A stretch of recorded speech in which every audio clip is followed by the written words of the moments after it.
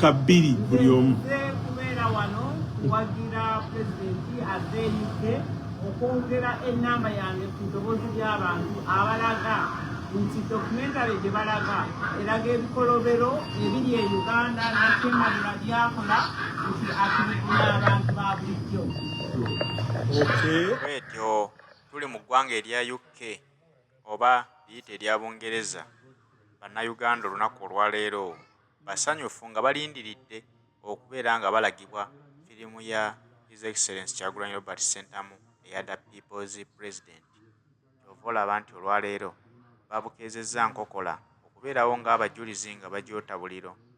Mawanga mangi geetambudde naye ebitundu by'eno ebadde tennaba kutuukayo olw'ensonga y'okuba nti ono abadde tannafuna mukisa gugendayo, wabula bwe yasitudde ebigere n'agendayooko mu ggwanga eryo agamba nti tasobola baleka mabega nga tebagirabyeko kumanya nkola za Nakyemalira.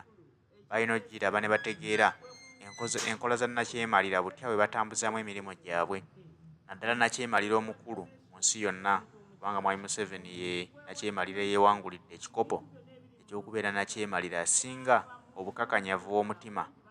Kyova olaba His Excellency Kyagulanyi Ssentamu bw'ati yasazeewo okugitambuza amawanga.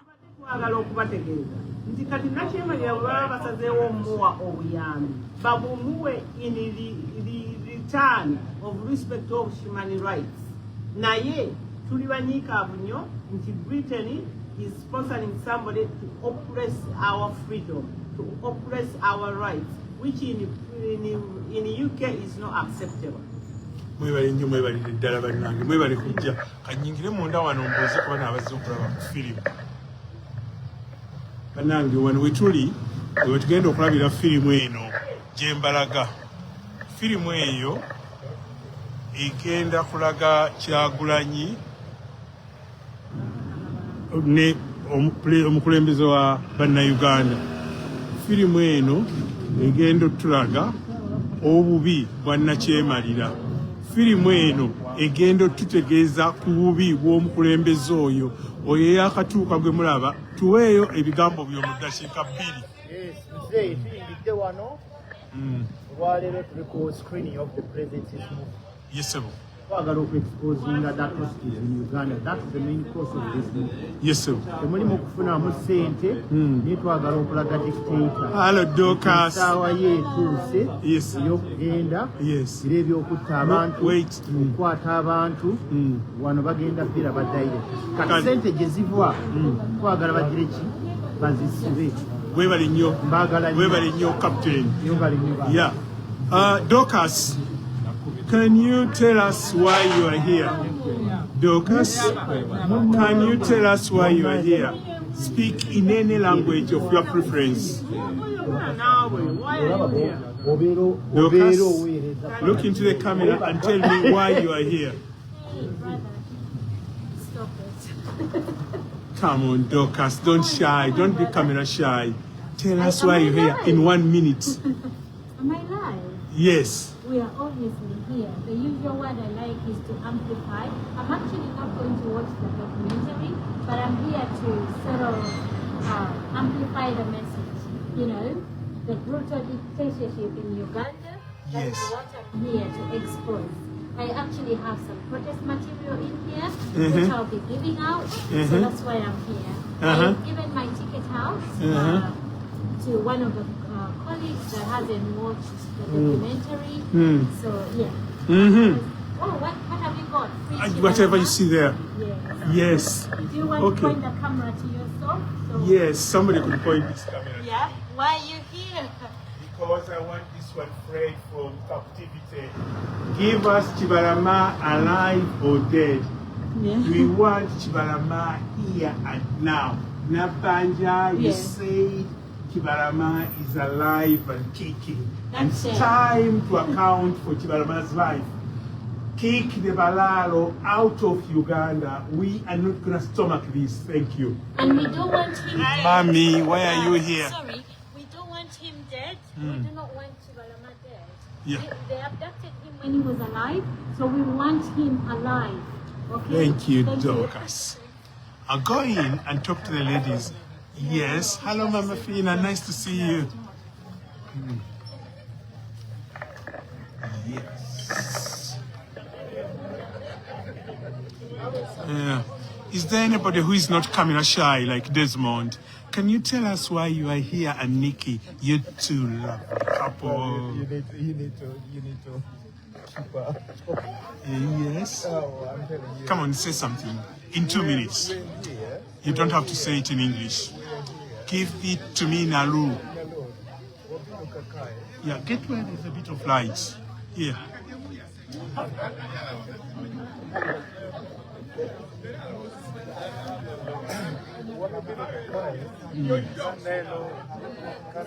A bit louder. Where? Yeah. Wait.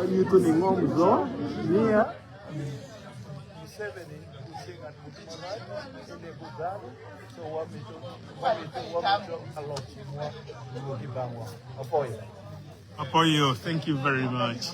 And we really appreciate that. Nikki, I'm coming for you, my darling. Hiya, how are you? Yeah, Captain Maria, can you give me a message? Now, just one word. Just tell me one word. We're on JB Live. Hello, everyone that is watching. We just come to watch the documentary film that is called The People's President. Yeah, we can't wait to see President. Okay, Rita, you seem to be growing into camera shy. Hey, our power. Banange mwe bali kujja da tusumwe bali kujja tusanyuse nnyo okubalaba mwe bali kujja nakiri jjajjaawo kale kiikyo mbalabi.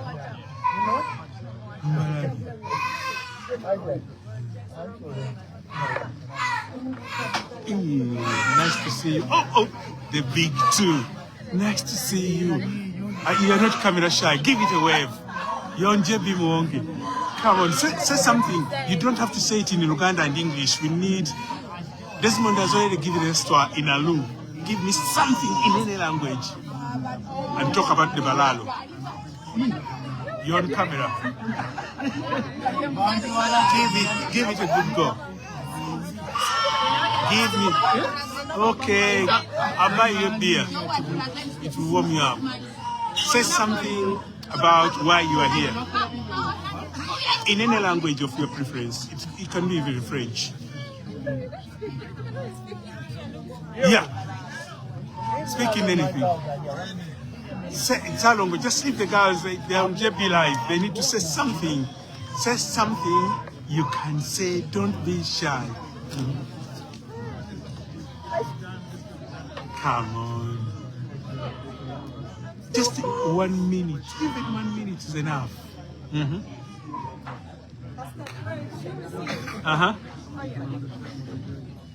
You can talk about the Balalo.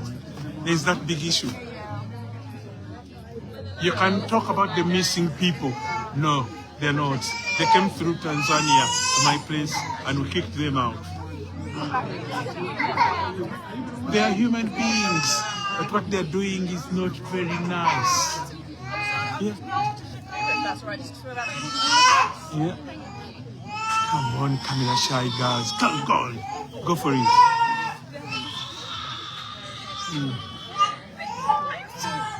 No, I'm not still recording you. I'm going straight to the girls there. Now, is there anybody brave enough to tell us why they're here?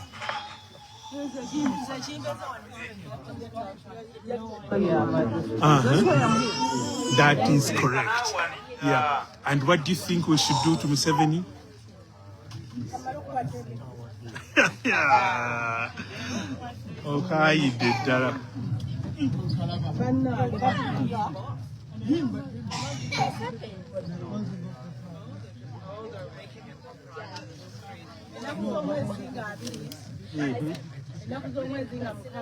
Yeah.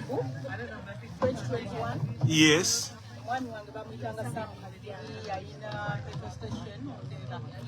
Oh.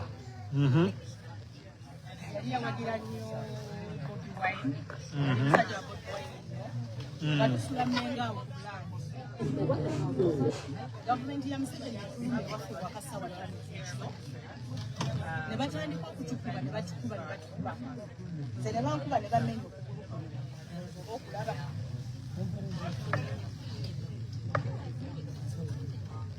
okay ne bamenya okugulu n'abaana bange ne babakubiramu mwami wange ne bamutwala paka olwaleero amannya googereko lwakuba mpuuga gabanja omwami esaamu yali azaalibwa Masaka.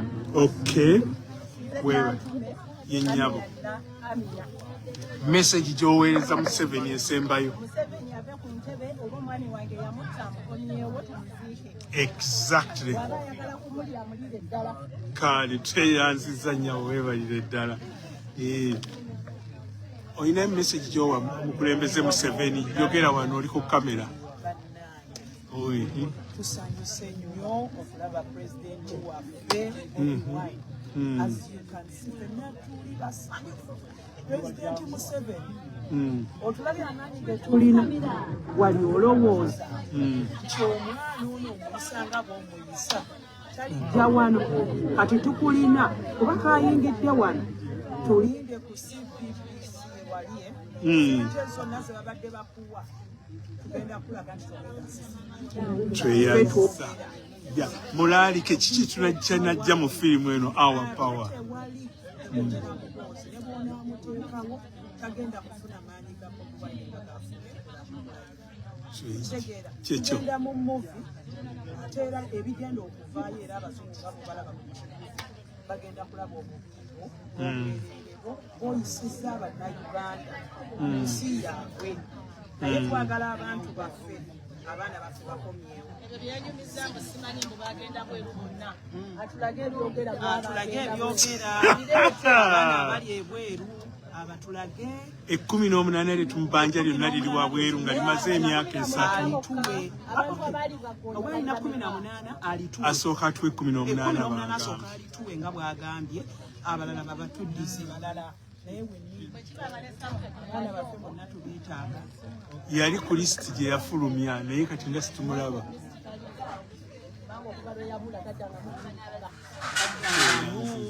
abaana babatta babaliisa gonya babayokya tubikooye ne pulezidenti waffe bwebwa obulumi bwa bannayuganda abawangalira mu ggwanga erya UK bakulaga obulumi bwe bayina weewaawo nti tebali waka naye ebigenda mu maaso mu ggwanga erya Uganda bibakwatako ate era bibanyigira ddala emitima kubanga abaana abawambibwa baganda baabwe abaana abasibibwa ewatali misango baganda baabwe abaana abawambibwa ne babulemu okufuna obwenkanya nga tebalina musango gwe bazza wabula kuwagira Robert Kyagulanyi Ssentamu gwe musango gwe bavunaanibwa bonna baganda baabwe ensonga lwaki basazeewo okugamba nti katugende mu firimu ya Kyagulanyi Robert Ssentamu tulage abantu bano abazungu abafandinga mwami Museveni nti omuntu gwe muteekamu ensimbi dikiteeta awedde emirimu omuntu gwe muteekamu ssente akola kyamaanyi okutta bannayuganda ensimbi ze mumuwa azikozesa kutulugunya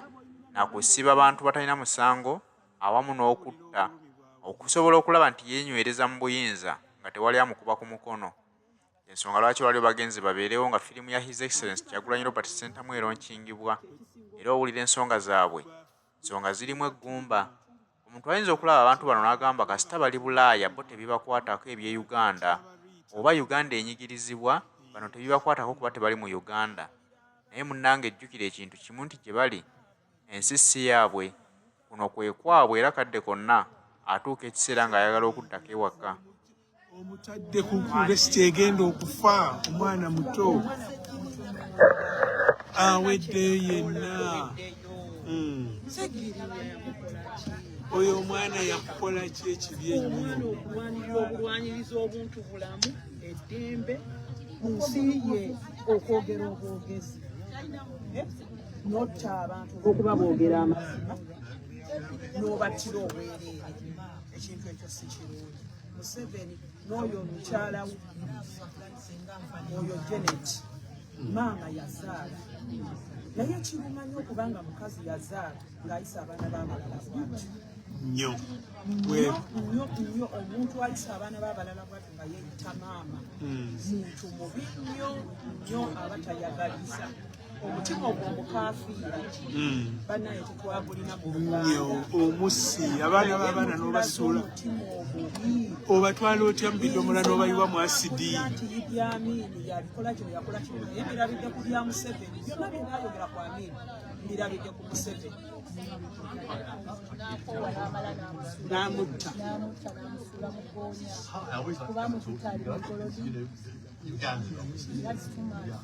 nnyo too much bannange bamaama awo ki ekibaleese olwaliro mu firimu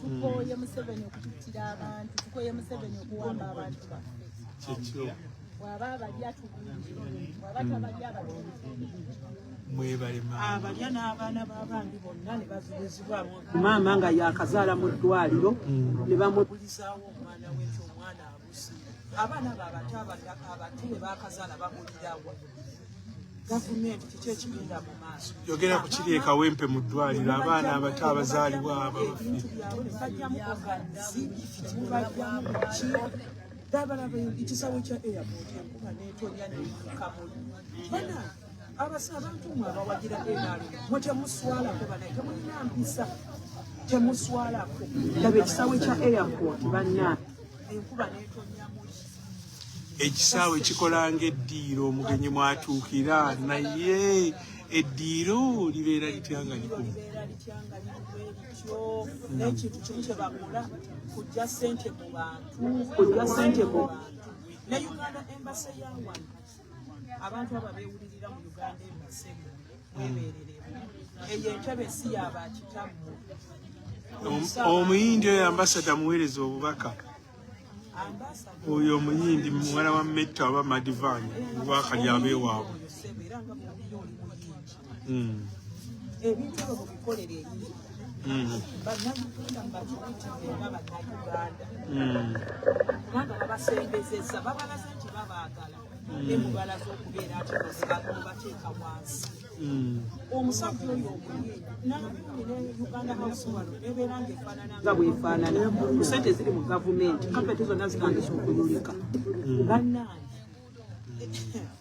omukambwe azze omulala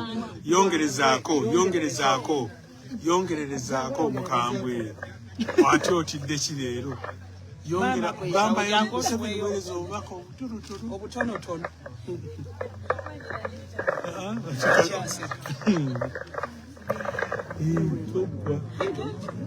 akazindalo kaliko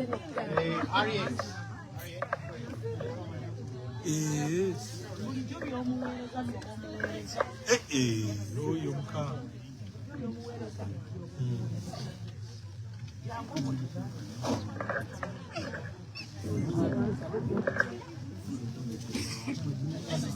kati omanyi ekizibu kya dictator kye yali alowooza bino byonna byakola tetujja kufuluma ne bagoba Bobi Wine ku mikutu gya TV egya rediyo ennyimba ze ne bazipaaninga aboogera ne bamusiba ne bakola buli volongoto yonna feke kato naye kaakati olaba Katonda bwatuleetedde emikutu gino social media Facebook TikTok kyogereko buli kimu kyonna Instagram kati tuyisawo amaloboozi gaffe obwereere ate ne gatambula ne gatuuka mu nsi yonna bwanayiga kati genda ompitire feke kato kati kye balina demi bwayogera feke kato alina kakaku aka black okunyigiriza amaloboozi g'abantu yenyama tekikyasoboka kale wabula kye balina okuyiga nti abantu abakkirize boogere bwe tubanga tumenya amateeka batusibe ekyokutulugunya abaana b'abantu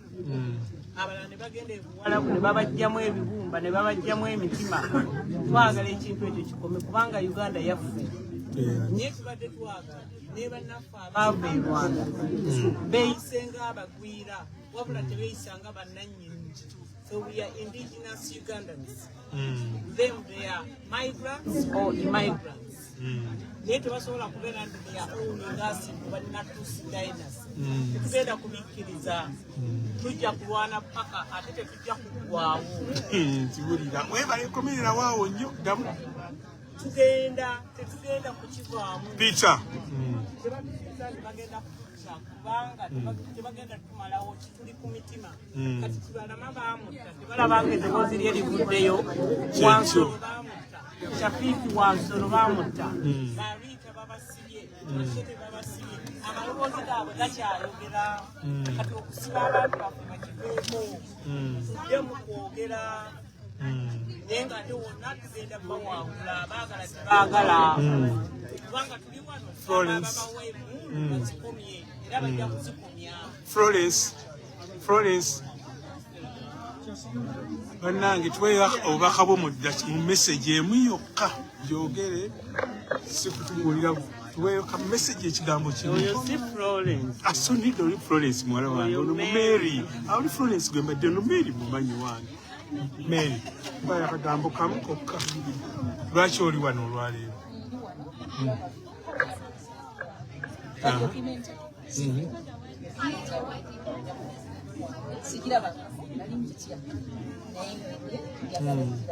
Kati kiki ekiggumiza olwaleero? Kubanga njagala okulabira ddala biki bye bajjamu ne biki bye balekamu. Waliwo ebyaggibwawo. Etiisa yali y'amaanyi. Naye tebasobola kulaga kulusaamu. Ono ogimaliriza era oba ojja giddukamu.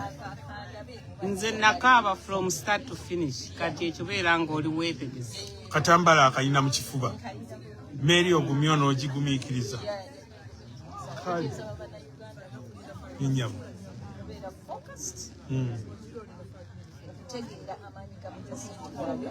Yes.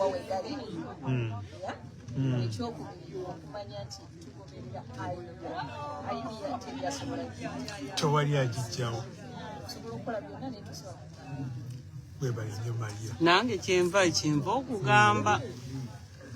Hi girl, do you want to send any message to the viewers? Yogera ne